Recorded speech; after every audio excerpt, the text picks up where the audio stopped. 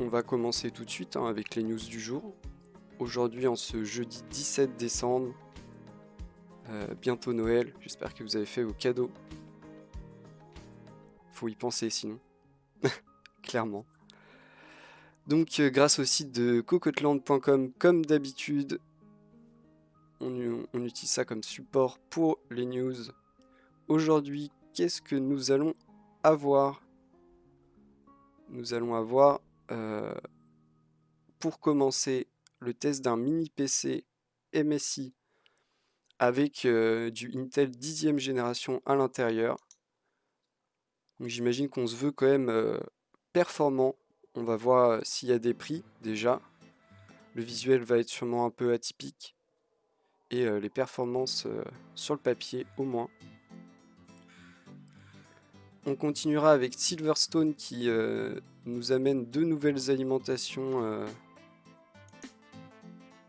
dans sa gamme en 650 et 750 watts certifié Gold, donc de la bonne qualité bien sûr.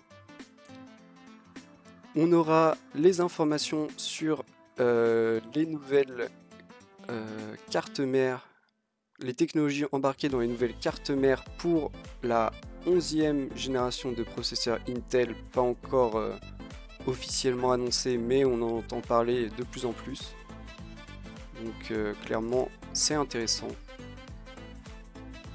On aura ensuite la présentation d'un water cooling all-in-one de la marque Fantex, le Glacier One 240 MP. Donc 240 pour un ventilateur, un radiateur de 240 et deux ventilateurs de 120. Et du water cooling all-in-one, donc juste des vis à mettre et c'est prêt. Donc pour tout le monde en gros. À savoir que le water cooling custom est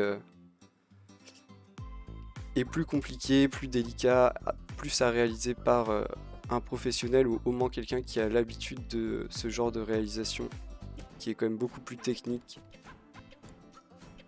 et aussi beaucoup plus coûteuse. On enchaînera avec du SSD PCI Express 4.0 avec toujours plus de débit. On a ici 7100 émo secondes de débit maximum en lecture et 6800 en écriture. C'est vraiment énorme, mais c'est la norme pour le PCI Express 4.0, donc va falloir s'y habituer. On aura ensuite un petit tarif sur une 6900 XT, de toute façon sûrement pas en stock, mais on nous donne le prix tout de même, pourquoi pas. On aura une news nous informant que de nouveaux jeux supportent la technologie Nvidia Reflex. Alors ça c'est très intéressant, on parlera de cette technologie si vous ne connaissez pas, mais c'est très très intéressant. De toute façon la plupart, je dis bien la plupart parce que pas toutes forcément, mais une bonne partie des technologies développées et poussées par Nvidia ces derniers temps sont quand même très intéressantes et vont dans le bon sens pour nous consommateurs. Donc on prend, surtout que la technologie Nvidia Reflex a été annoncée assez récemment, mais est rétrocompatible avec les anciennes générations de cartes graphiques Nvidia, et ça régale vraiment, parce que pas besoin de passer à la dernière génération, les séries 30 ou même forcément les séries 20, pas seulement les RTX, même des GTX sont compatibles, donc vraiment une large palette de cartes compatibles et une technologie intéressante. On aime bien. On continuera avec une mise à jour de news qu'on a déjà lu sur les AMD U et H. Donc c'est les nouveaux processeurs AMD mais pour les plateformes mobiles, donc principalement ordinateurs portables et ultrabook, qui sur le papier présentent des caractéristiques intéressantes. Après à voir en termes de consommation, c'est souvent ça le gros enjeu des plateformes mobiles. On sait faire des processeurs puissants, regardez dans nos bureaux, un i9 ou un Ryzen 9 a des performances très très bonnes, hein. Aucun problème là-dessus. Juste quand ça tourne sur une batterie, c'est un peu compliqué. Donc à voir ce qu'ils sont capables de faire. On aura ensuite un petit trailer enfin s'il est pas trop long, sur Hitman. Donc pourquoi pas. Un jeu qui est très très beau et Hitman 2 souvent utilisé pour faire du benchmark, pour comparer le matériel parce qu'un jeu quand même exigeant dans ses graphismes les plus élevés. Donc toujours intéressant de voir le nouveau Hitman et à savoir, même si on pense fortement que ce sera comme le 2, il servira de modèle représentatif pour le matériel. Parce que, encore une fois, très exigeant normalement. On continuera avec G-Skill qui se lance dans le water cooling all-in-one. Alors, j'avoue que c'est la première fois que je vois G-Skill faire du water cooling all-in-one. Donc peut-être qu'ils essayent de conquérir des nouveaux secteurs. C'est possible. On aura ensuite des ventilateurs de chez Lianli. Des ventilateurs de 140. À voir s'ils seront atypiques et si on aura un prix. Ça, toujours un peu le problème. Un petit Ventirad compatible AMD à petit prix chez Arctic. Ok, on ira voir la tête et le prix. J'espère qu'on nous donne le prix vu qu'on nous dit à petit prix tout de même. Mais oui, j'espère que oui. Encore du ventilateur 240 mm très sobre. On ira voir si on aura un visuel, j'espère, mais du prix et des dates, peut-être pas. Et on finira par un moniteur un peu dans la veine des G7 et G9 de Samsung, mais dans une version un peu plus low cost. Et du coup, bah, peut-être, enfin sûrement plus accessible et peut-être plus de public pour ce genre de moniteur, parce que forcément, bah, on a vu le G9 qui est très très bien, mais coûte tout de même 1500 € en 49 pouces, donc très très grand, mais 1500 € quoi. C'est bien, on finit souvent par un écran, c'est cool. Ça nous plaît bien. Donc des news sympas, pas trop de news pour nous dire qu'il n'y a pas de stock, à part la sortie d'une 6900 XT avec un prix, mais ça sans stock, forcément. Sinon c'est ok, on est content. On commence tout de suite avec un PC, un mini PC, pour être précis. Le MSI Aegis TI5, 10e génération, un design aussi surprenant que les performances. Attention tout de suite le design. Ah oui, effectivement, c'est vrai que c'est spécial. Ça fait un peu... je trouve que ça fait un peu casque, non? Ouais, un alien, une tête de robot. Une tête de robot fait pour aller vite. Ça a le côté très profilé avec des courbes pour des meilleurs flux d'air. Bon après, dommage de ne pas avoir mis je sais pas, une bouteille d'eau par exemple à côté pour avoir... Là on se rend pas compte de la taille. Bon par contre dedans on rigole juste zéro. On a une RTX 3080, un i9 10900K associé à 128 Go de RAM. Voilà, on est sur du monstre. Hein. Par contre, il fait le malin comme ça avec sa tête d'alien à l'extérieur, mais dedans, on rigole pas. Avec une bonne dose de RGB, j'imagine personnalisable un peu partout. Même un logo animé sur le devant, incroyable ça. En termes de lumière, c'est pas mal. Hein. En vrai, il y a un peu des lumières partout, mais c'est pas non plus trop oppressant et too much. Après, c'est entièrement personnalisable. En termes de composants, on est sur... Et puis ce petit logo animé, quand même, ça régale. En vrai, on va pas se mentir, ça régale. En termes de composants, on est sur un monstre. Hein. Une 3080, un i9 10e génération. À la limite, on pourrait juste dire...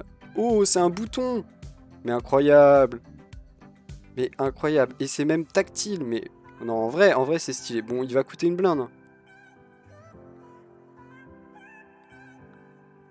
Ah non, cet affichage est vraiment stylé. Cet affichage est vraiment stylé. On va pas se mentir. Non, c'est un beau bébé, hein. C'est un beau bébé. Du coup, je vais aller voir. Je vais aller voir si on a un prix. Mais ouais, ouais.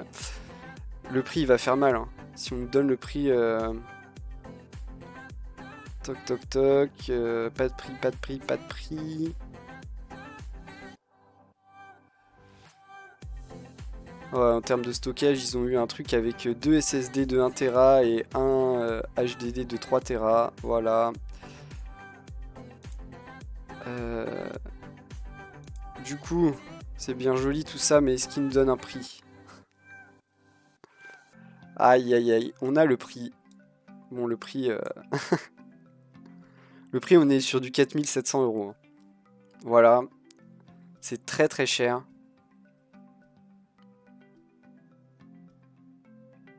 Après, c'est leur exemplaire qui est à 4 700 € qui doit être l'exemplaire le plus cher, bien sûr. On doit avoir moyen de moduler tout ça pour redescendre à des prix plus bas. Je voulais dire plus correct, mais je sais pas si on en arrive un jour à plus correct, mais plus bas. En- en- D'un point de vue technique, c'est incroyable. D'un point de vue financier, euh, pas mal de banquiers ne vous le pardonneraient pas. Mais, euh, mais sinon, on est quand même sur un objet vraiment sympa. En plus, on nous promet un truc petit. C'est un peu dommage qu'on nous ait jamais mis. Je vais aller voir vite fait les. J'ai pas regardé les dimensions, mais en fait, c'est bien gentil les dimensions, mais moi je préfère avoir. Ah voilà. Donc 551 par 239 par 511. Ah ouais, donc c'est pas si petit que ça en fait. En fait, l'objet est quand même plutôt imposant en fait. Mais très marrant. En vrai, c'est quand même très marrant. Juste, c'est très cher. C'est très cher et en gros, vous payez pas que le prix des composants. En fait, c'est ça aussi qu'il faut noter. C'est que une config avec un i9 10e génération, une 3080 et 128 Go de RAM et plein de disques durs et tout. Si vous achetez tout séparé sans ce boîtier incroyable, vous allez pas en avoir pour 4 700 €. Mais c'est aussi le boîtier, c'est aussi l'objet, c'est le savoir-faire et bien sûr le SAV et support MSI derrière. Donc c'est un peu différent et c'est toujours des objets un peu, enfin toujours de luxe et donc pas destinés au marché du grand public bien sûr pour ces prix-là, mais c'est marrant de savoir ce qu'on peut faire et ça nous prépare un peu aussi à ce qu'on verra dans le futur. Mais quand même, il est beau. En vrai, il est beau. Parce qu'on a du visuel. Oh, on a plus le visuel. Mais moi, je le trouve beau. Surtout en vrai, moi qui suis pas super fan de RGB, je trouve que son RGB est plutôt réussi. Ion Airlock, ça va? Franchement, je trouve que c'est plutôt, il y en a un peu partout, mais sans être too much. Et puis encore une fois, tout est paramétrable, donc vous pouvez faire un peu ce que vous voulez. Ah mince. Mais genre, comme ça là, moi je trouve que c'est ok, hein. Je trouve que c'est ok.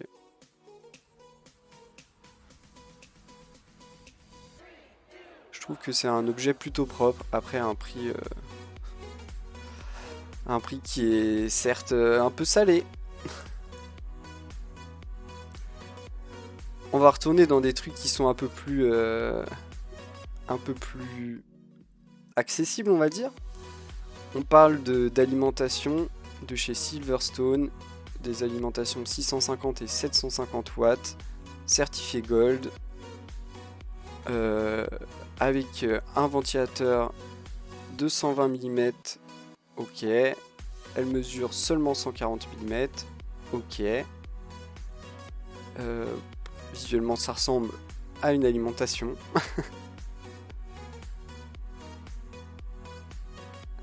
On vous donne ici les connectiques, donc tout ce dont vous aurez besoin. On n'a pas de prix, ça c'est dommage. Franchement, quand on fait ce genre de news, donnez-nous un prix, au moins un prix public conseillé. On ne vous demande pas un prix, mais un petit prix public conseillé, ça régale toujours. Bon bah c'est de l'alimentation classique, hein, sachez que ça sort, on attendra les prix, bien sûr, pour se faire une idée. Mais en vrai, pourquoi pas, les alimentations c'est un peu compliqué en ce moment. C'est pas au point des cartes graphiques, mais c'est un peu compliqué. Du coup, pourquoi pas. Des nouvelles alimentations et du stock disponible, c'est tout ce qu'on demande. On continue avec une news qui nous intéresse un peu plus. On nous parle ici du nouveau chipset pour les séries 500 qui accueilleront la 11e génération. Enfin, qui sortira pour la 11e génération. On nous a annoncé... Oui, c'est vrai, Nairlock. On nous a annoncé que la 11e génération serait sur le même... du coup, c'est quoi? Sur le même socket que... Moi, je trouve qu'il y a trop de termes, mais on va dire socket, c'est le bon terme. Sur le même socket que la 10e génération, donc potentiellement des cartes mères compatibles. Et ici, on nous dit que du coup, cette nouvelle génération de cartes mères arriverait avant la nouvelle génération de processeurs. Pourquoi pas, si vous voulez. Vu que ça sera compatible avec la 10e génération, pourquoi pas. Si on y gagne des trucs, notamment le PCI Express 4.0, pourquoi pas. Alors, qu'est-ce qu'on a dedans? C'est ça qui nous intéresse. Bon, la prise en charge des nouveaux machins, oui, si vous voulez, on espère bien. De la DDR4 jusqu'à 3200 MHz, ok. Donc un peu plus que les trucs basiques actuels. Mais surtout le PCI Express 4.0, bien sûr. C'est surtout ça qui change. En vrai, le reste c'est vraiment de la com, on peut le dire.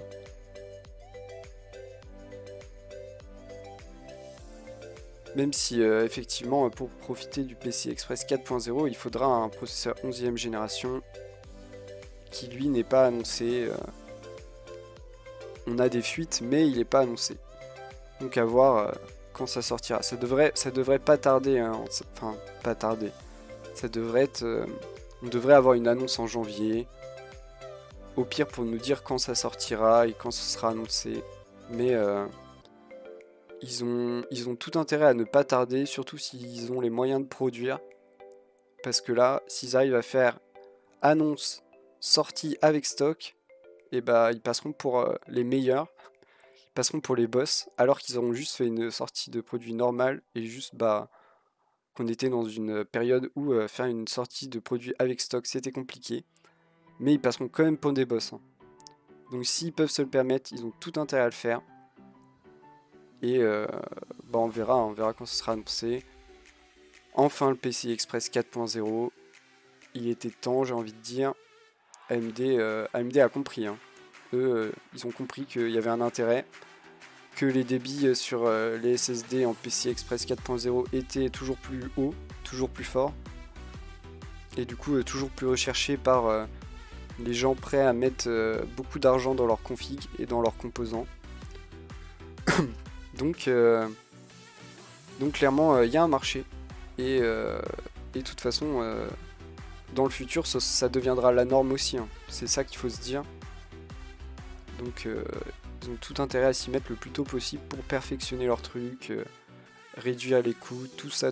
Plus on a de recul, plus on peut se permettre de contrôler une production et de faire des bénéfices dessus. Un futur proche, pourquoi? Pour le PCI Express 4.0 démocratisé? Bah oui, un futur proche, hein, ça. Après, tout dépend de ton échelle de futur proche, mais ça va pas tarder. Une fois que tout sera compatible, une fois que déjà on aura la 11e génération, du coup, qui sera la première compatible avec le PCI Express chez Intel, sachant que AMD c'est déjà compatible. Ensuite, on aura la deuxième génération qui aura toujours le PCI Express.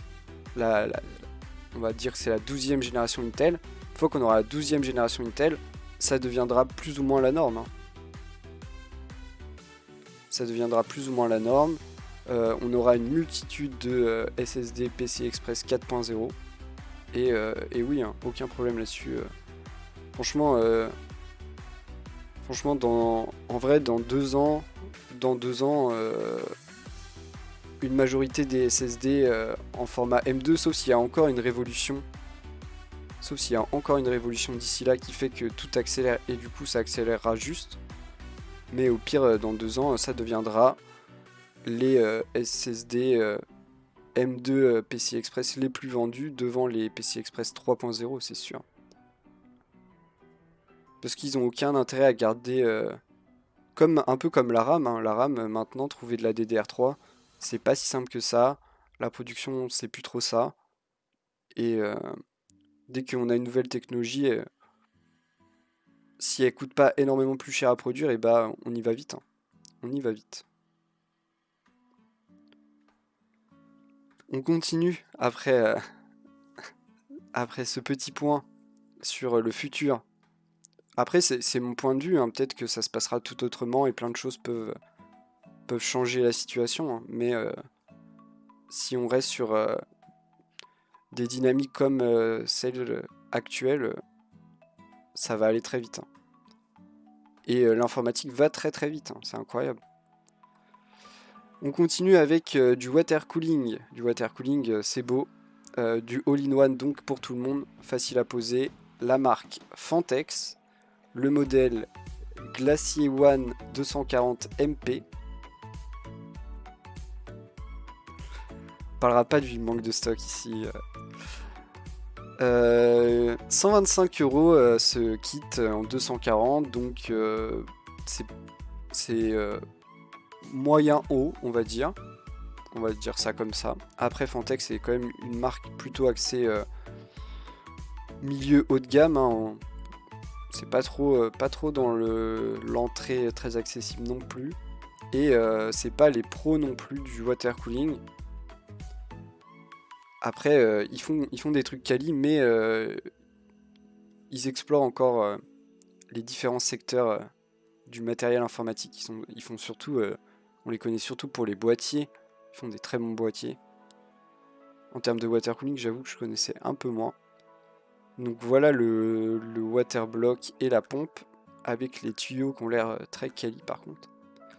Et sinon un design plutôt sobre, juste un peu de RGB sur cette pompe, qui est plutôt carré. Contrairement, alors ça c'est le débat à l'infini, est-ce que vous préférez carré ou arrondi? Chacun fait comme il veut. Et 125 €, ok. C'est pas... si vous aimez la marque et vous aimez le design, et que vous en voulez un carré, pourquoi pas. C'est quand même un peu cher. 125 €. Pour une marque qui n'est pas non plus reconnue dans le water cooling. Mais c'est un peu l'image... c'est un peu l'image de Fantex aussi. Ils peuvent pas... Quand on est une marque qui a l'habitude de faire des produits assez haut de gamme, on peut pas... c'est un peu compliqué de sortir un truc qui casse un peu les codes de la marque. Carré. Pourquoi pas carré, hein. En vrai, votre processeur il est carré. En soi, quand on met un truc rond, c'est mettre un truc rond sur un carré. Aïe aïe aïe. Les carrés dans les ronds. On continue avec du SSD PCI Express 4.0. Avec des débits franchement astronomiques, quand même 7100 MO secondes en lecture et 6800 en écriture. Bon, ça c'est bien sûr les débits maximales atteints et pas non plus une moyenne, mais mais qui peut le plus, peut le moins. Donc clairement, on est... Et quand même très marrant, ils utilisent de la DDR4 en mémoire cache. 1 giga par Tera de stockage pour avoir des débits toujours plus forts. Pas bête, hein. La marque c'est Adlink. J'avoue, je connais pas cette marque par contre. Mais sinon, bah, des très bons débits, hein. Vraiment des très bons débits, honnêtement. Disponible en 1 Tera, 2 Tera et 4 Tera, garantie 5 ans et pas encore de prix. Mais technologiquement, ça régale, hein. Clairement, quand on voit ces débits, je pense que je sais pas ce que vous avez dans votre PC, mais moi j'aimerais bien avoir ça. Ça me ferait bien envie. Parce que clairement, moi quand je fais des transferts, ça va pas à ces vitesses-là.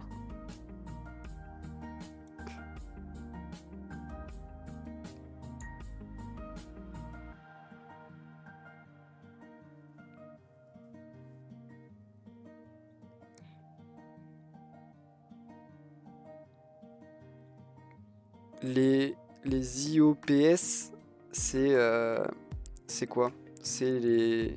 Allez, le I pour instruction, le O pour opération. Non, je vais aller regarder. Je vais arrêter de dire des conneries, je vais regarder.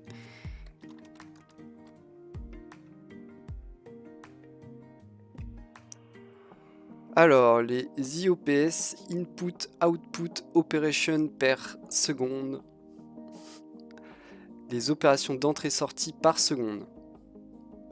Est une unité de mesure commune en informatique. Elle est utilisée dans les tests de performance de support de stockage tels que les disques durs, HDD, SSD ou réseau de stockage SAN. Ok, donc c'est les opérations d'entrée-sortie par seconde. Après, est-ce que c'est grave qu'on ne nous donne pas cette information, sachant qu'on nous donne des débits? Quel est le problème qu'on ne nous donne pas le nombre d'opérations? Ouais, mais au final, des débits avec dans plusieurs conditions sur un outil de benchmark utilisé, connu et reconnu, ça suffit pas à être un bon indicateur? Je pose la question, hein, je sais pas, en fait, je me pose la question. À toi de me dire, Nerlock. Mais en fait, pour moi, ça suffit, non? À nous donner une bonne image. Après, ça nous donne pas tout, forcément, mais une bonne image.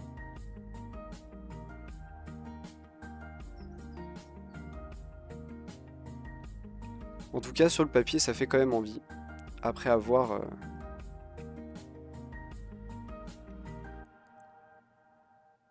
toute façon, oui. De toute façon, le bench, ça reste une image... c'est comme une photographie. Hein. Ça reste une image prise à un moment donné et pas non plus un outil infaillible. Mais comparer le même benchmark nous permet quand même de comparer les caractéristiques techniques sur le papier. Après, de toute façon, il n'y a que l'utilisation au quotidien qui reste le vrai test. Hein. On aura beau faire tous les benches du monde, le seul vrai test pour tester du matériel, c'est l'utiliser quotidiennement pendant un temps. Et après, on peut faire une analyse réelle sur son comportement réel, quoi. C'est sûr. Mais en outil de comparaison, c'est quand même pas mal. Ça nous permet, vu qu'on nous donne souvent ce bench-là, ça nous permet de comparer quand même sur des trucs un peu factuels. Mais pas ultra représentatifs non plus.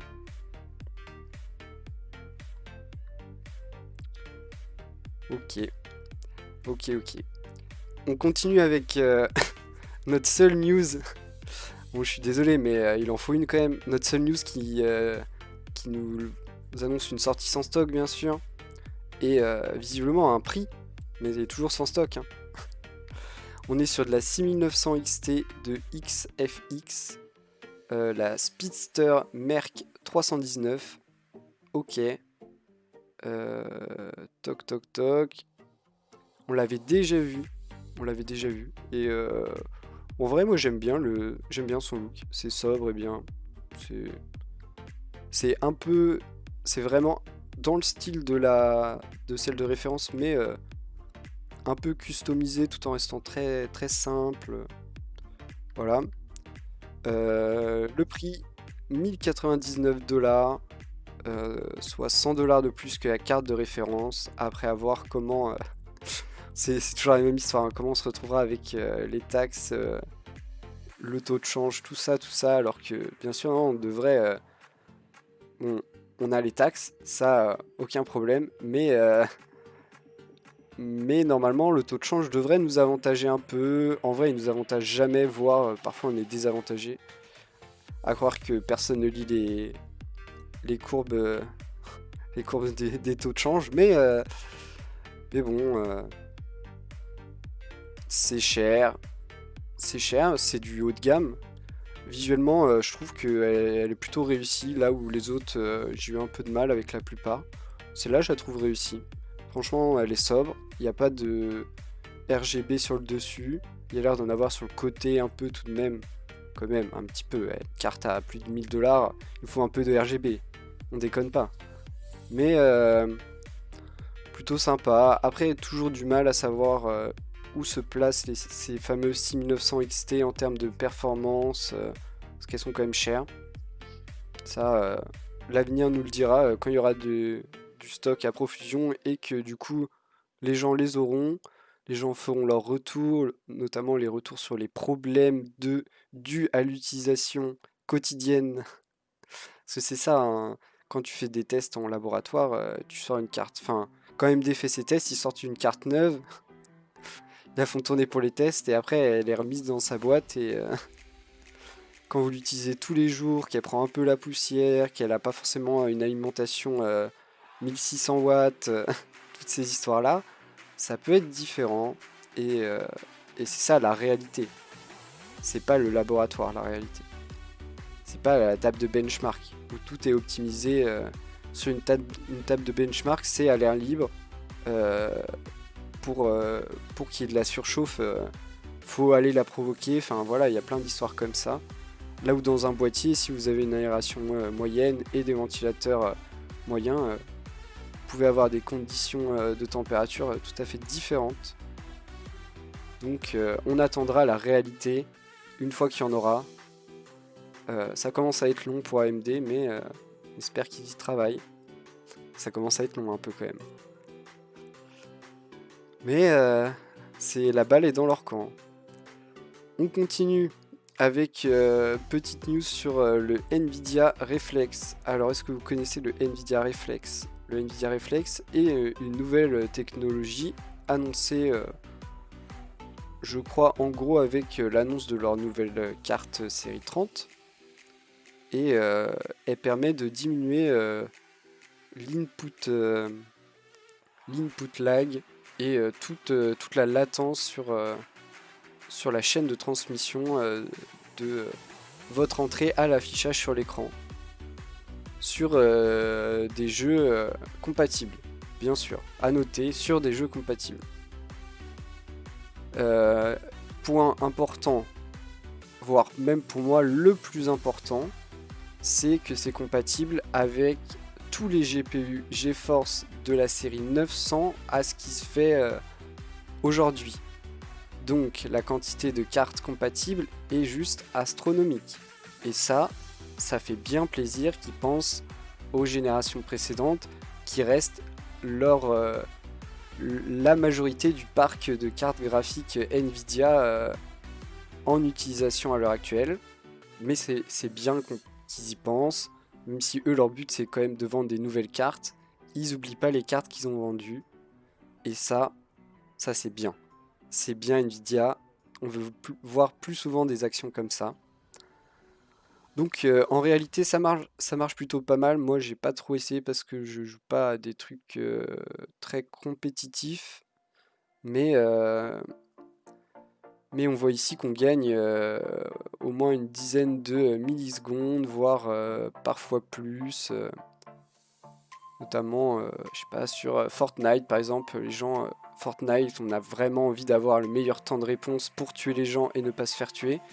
Et bah, avec Reflex, vous allez gagner 18 millisecondes par rapport à quelqu'un qui ne l'a pas. Ça peut faire la différence, surtout à un haut niveau. Si vous êtes nul, ça fera peut-être pas la différence, je suis désolé. Si vous êtes fort, alors là, parce qu'à haut niveau, tout compte. Et 18 millisecondes, ça compte clairement. Bon, le seul problème, c'est que ce n'est pas encore compatible avec tout. La gamme de jeux compatibles s'agrandit petit à petit. J'imagine que les éditeurs voient aussi l'intérêt pour eux d'intégrer ce genre de technologie du moment où il y a un peu de compétition sur leur jeu. Parce que voilà, la compétition fait changer les joueurs. Hein. Les joueurs compétitifs, ils veulent avoir une expérience la plus fluide possible et pouvoir être le meilleur possible, quoi. Clairement, et gagner du temps de réponse, c'est être dans des meilleures conditions pour gagner. Après, il y a des jeux que je connais pas, genre Mordo. Mais visiblement, sur Mordo, ça marche très très bien aussi.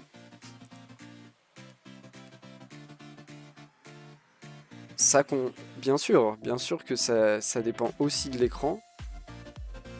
Ça dépend aussi de l'écran. J'imagine que eux, leurs tests sont faits avec tout... C'est pareil, hein, tout ça est un benchmark fait par Nvidia. On est probablement sur des écrans avec des puces G-Sync. Bien sûr que eux ont mis...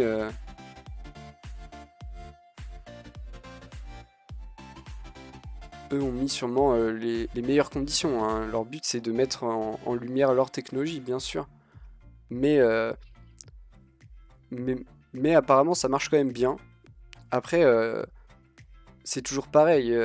Là, on parle de moins de 20 millisecondes. Pour l'utilisateur non averti, il ne le ressent pas. Pour l'utilisateur averti, le mec qui passe 5 heures par jour à jouer à un jeu compétitif en ligne où toute latence supplémentaire est ressentie, lui, il le ressent.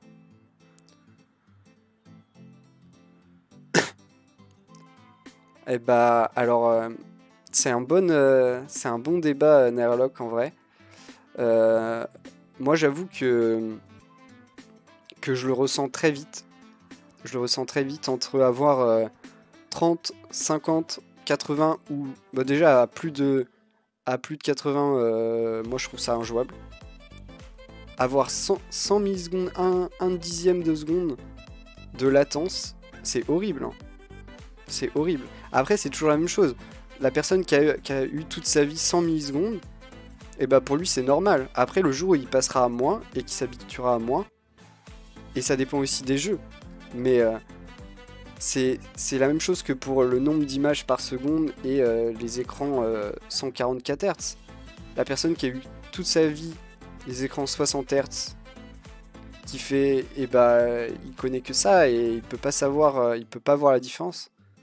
Mais si un jour il passe au 144, qu'il s'habitue au 144 et qu'on lui redonne un 60 derrière, là il verra la différence.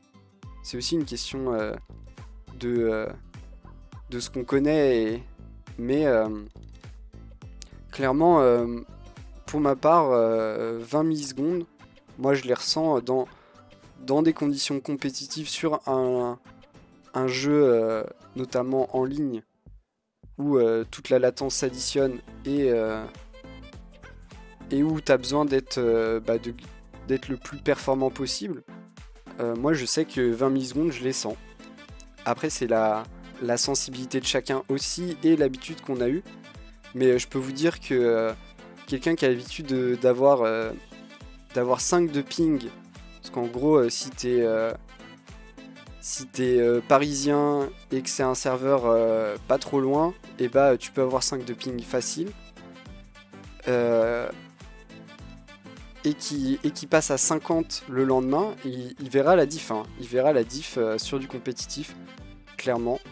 Tout ça est aussi une question de ressenti et d'habitude. Et puis après, quand on parle de compétitif, c'est aussi le haut niveau. Et à haut niveau, 20 millisecondes, ça change tout. Ça peut paraître infime, mais 20 millisecondes, en temps de réponse, 20 millisecondes, ça change tout. Quand tout compte, 20 millisecondes, ça change tout en fait. C'est ça aussi. En plus là, c'est gratuit, c'est compatible avec tout. Enfin avec tous les gens qui ont une carte graphique Nvidia. À partir de la série 900, donc maintenant ça commence à dater. Donc quand même ça régale, c'est que du plus.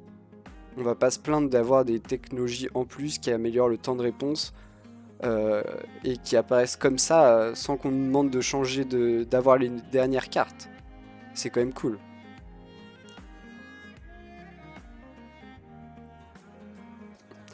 En vrai, Nairlock, c'est pas ça. C'est tu devrais tester. Tu devrais tester. Parce que les tests, il y a aussi une part de ressenti. C'est comme la sensibilité de la souris. Il y a une part de ressenti. Tout le monde est différent et tout le monde le ressent de manière différente. Et encore une fois, sur certains trucs, on s'en fiche. Si tu joues en solo à GTA par exemple, et bah, avoir plus 20 millisecondes ou pas, tu t'en fiches. Juste, tu joues je sais pas, à COD ou à Counter-Strike ou à Valorant ou à Fortnite, et bah clairement, si les 20 millisecondes te permettent de prendre l'ascendant dans ton duel, clairement tu les prends. Tu les prends avec grand plaisir, quoi. Après, c'est pas, enfin, le temps de réponse n'est pas optimisé sur tous les jeux. Bah, les jeux compatibles sont des jeux compétitifs, hein, pour la plupart. Et je pense que la plupart des jeux compétitifs vont intégrer cette technologie parce qu'elle présente un intérêt dans ce cas-là. On continue avec ces processeurs AMD. Alors ceux-là, on ne peut pas dire qu'ils sont pas en stock parce que de toute façon, personne dans le grand public les achète. C'est des processeurs pour les plateformes mobiles, donc les ordinateurs portables, les ultrabooks, les modèles U et H. Donc on nous en avait déjà parlé, on nous avait présenté toutes les gammes. Qu'est-ce qu'on nous dit aujourd'hui ?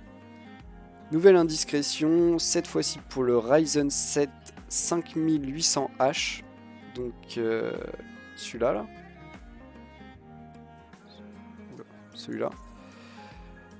qui est passé sous Geekbench 5 avec une machine Acer, et si on obtient des scores de 1475 en simple cœur et 7630 en multi, on notera surtout le boost à 4,44 GHz qui permet de compléter le listing. Ah oui. Ouais, ok. Ok. Moi je suis pas... Ça c'est des news sur lesquelles je suis un peu sceptique parce que en fait quand on me présente ça, déjà c'est un peu barbare, cette présentation. Premier point. Deuxième point, je comprends ce qu'on veut nous dire. Ce qu'on veut nous dire c'est que ils sont très performants. Ça, j'en doute pas. Dernier point, c'est quand même la consommation. Quand on voit un truc qui tourne à 4,44 GHz,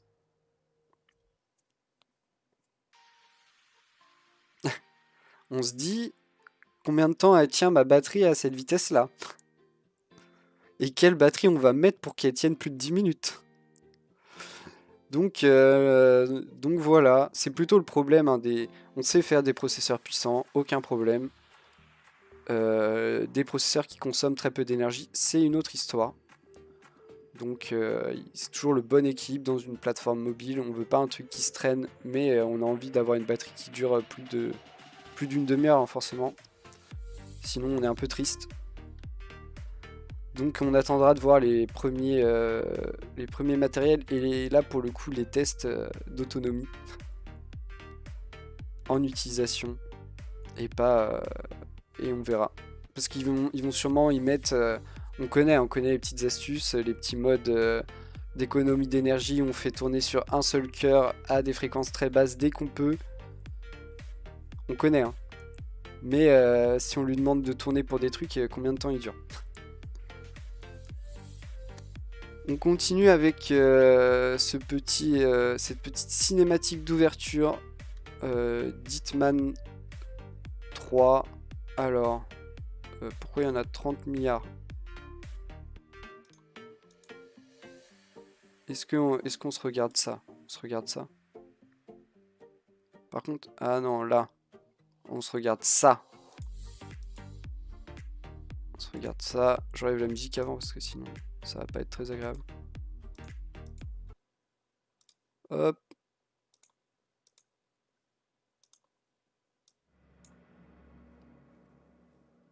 Look closer. In the shadows. Behind the everyday world. Beyond the headlines and the seats of power. A hidden hand.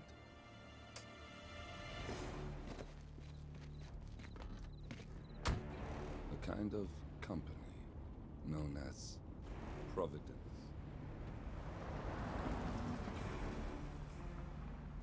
To it, we were just assets. To use and throw away. To do the unthinkable. The unforgivable. And it never gave us a second thought. Until now. After decades in the shadows, we are fighting back. Me and 47. Much has been lost, but we are closer than ever. We trapped the Constant, Providence's chief controller, and finally learnt the names of its 3 partners. In their downfall, we lay the past to rest. And, just maybe, look towards the future. 47. It's time.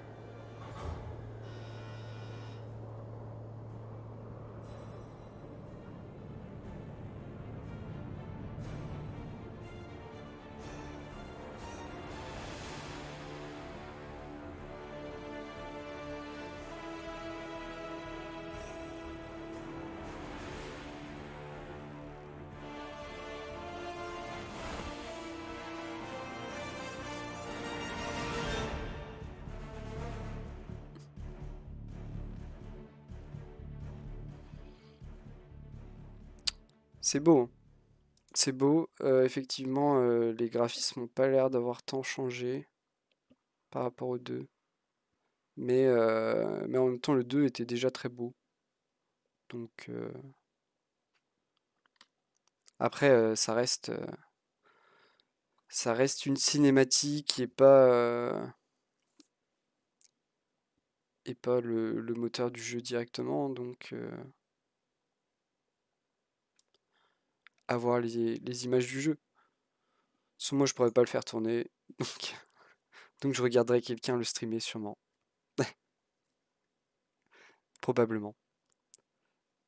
Mais toujours des jeux très beaux.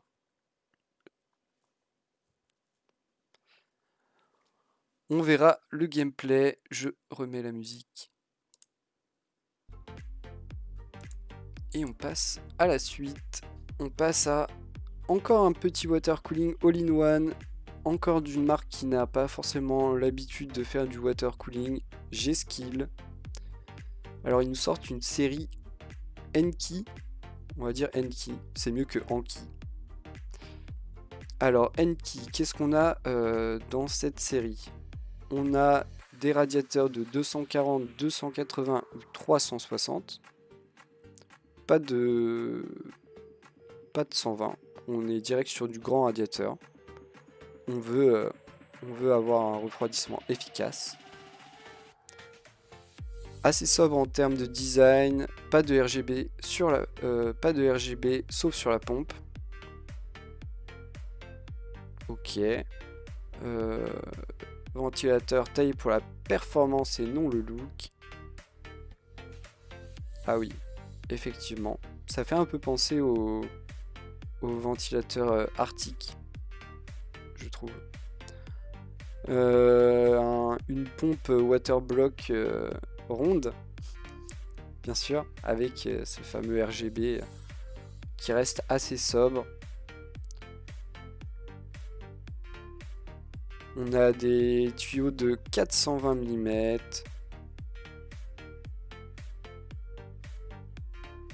On a des ventilateurs garantis 6 ans. Et le reste du kit profite de 5 ans de garantie. Compatibilité avec tous les sockets récents, à l'exception du TR4 qui est les processeurs AMD avec toujours plus de cœur. Donc assez simple. Assez simple en vrai. Rien de révolutionnaire. On n'a pas de prix. Ça tout de même. On aurait aimé avoir des prix.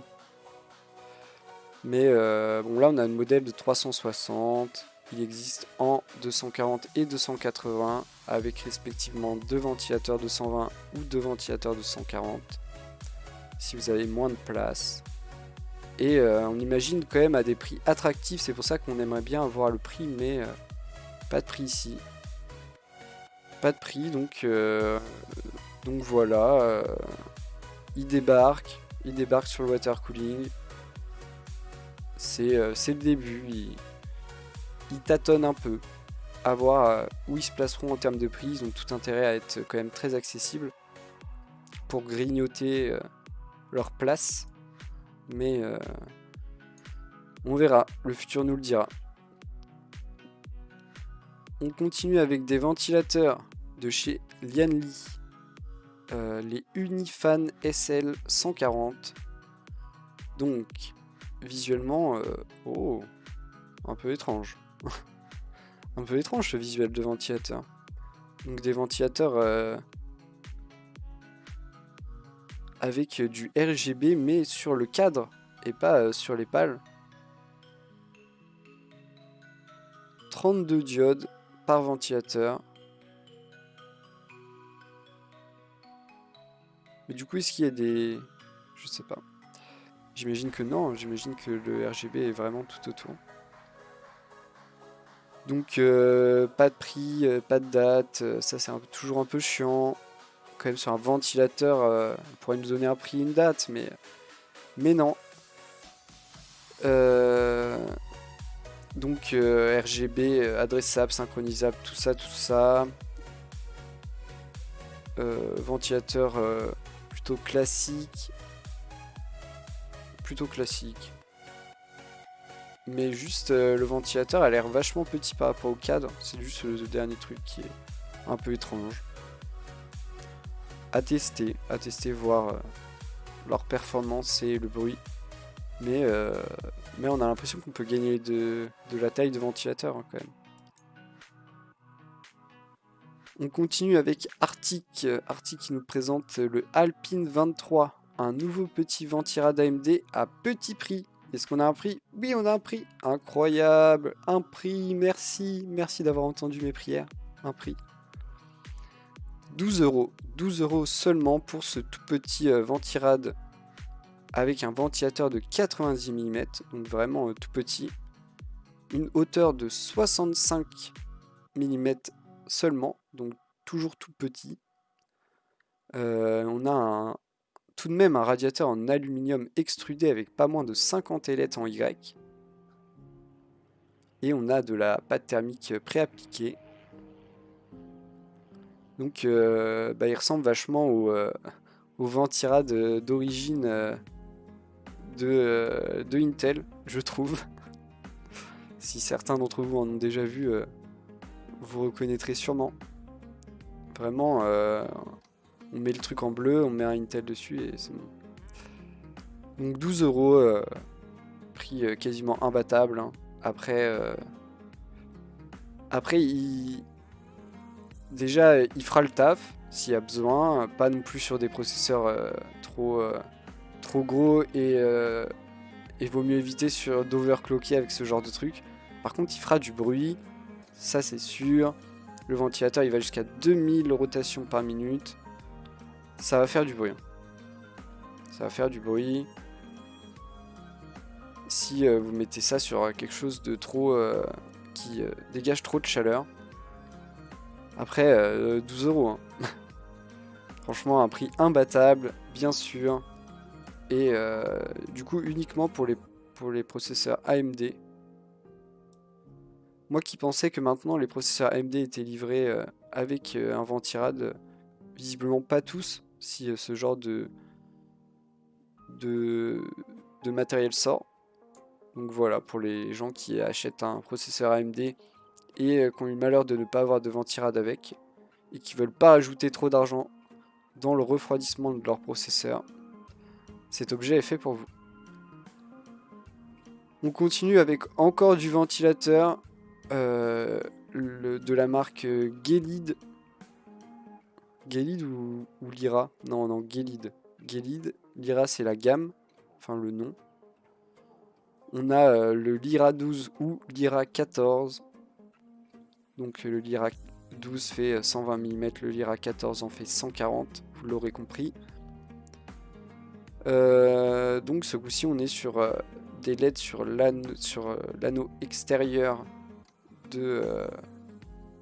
du ventilateur et sur la partie centrale.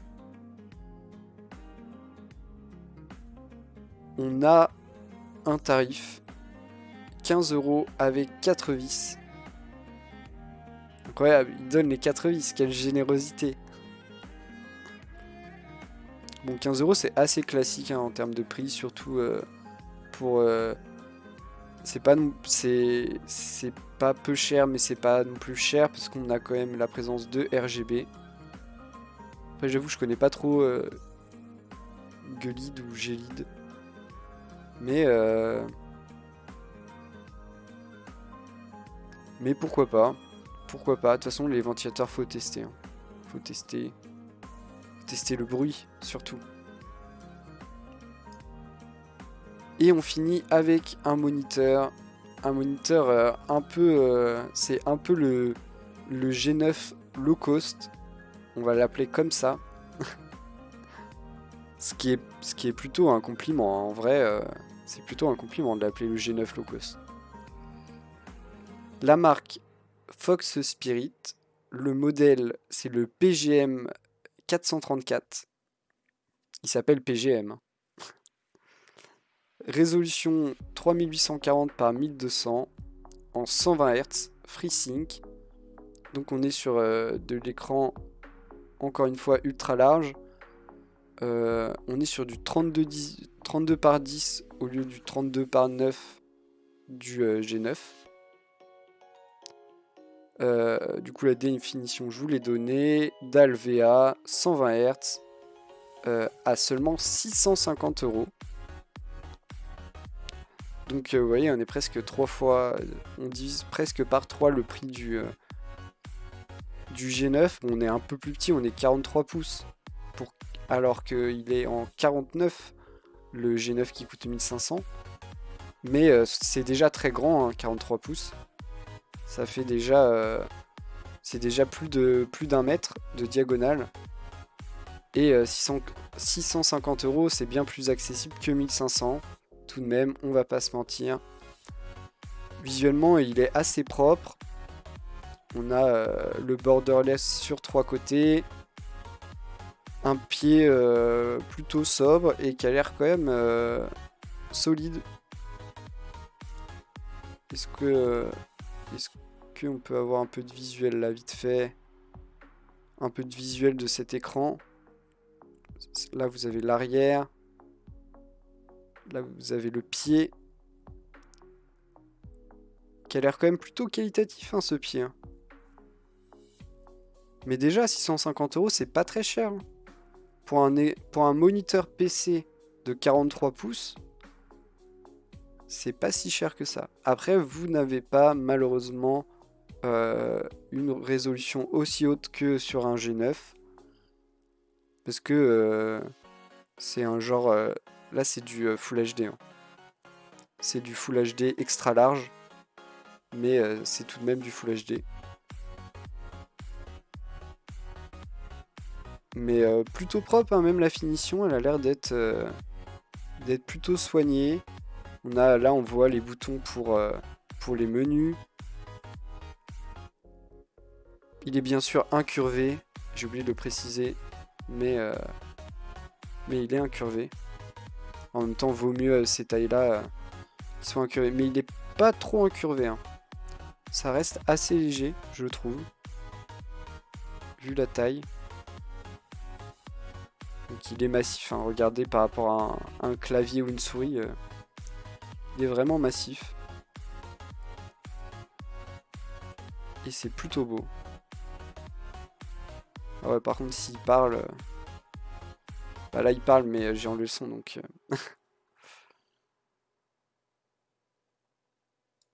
Je voulais juste voir le pied. Franchement, le pied, je le trouve vraiment bien, vraiment propre, vraiment... J'aimerais bien que tous mes écrans aient un pied aussi qualitatif. Et 120 Hz, donc prêt pour le gaming. Je ne sais pas, ça aurait été un truc intéressant à savoir en termes de connectique, ce qu'on a. Ça aurait pu être intéressant de savoir. Mais on va sûrement retrouver au moins du DisplayPort et de l'HDMI standard.